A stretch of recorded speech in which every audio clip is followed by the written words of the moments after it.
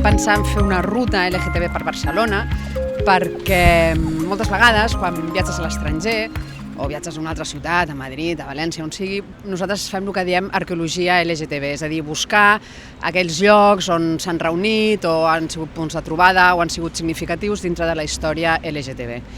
I aleshores vam pensar, i per què no fem això a Barcelona i ho expliquem a la gent que vulgui venir a aquesta ruta. I així se'ns va ocórrer i va sortir la idea.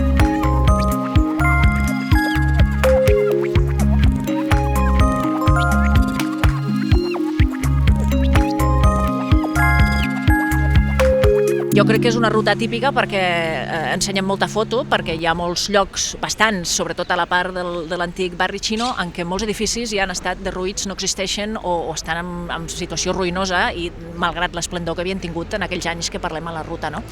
I val la pena recuperar tots aquests racons i tots aquests llocs per als quals passem tot sovint i no som conscients de la història que ha tingut per la ciutat, sobretot pel col·lectiu LGTB.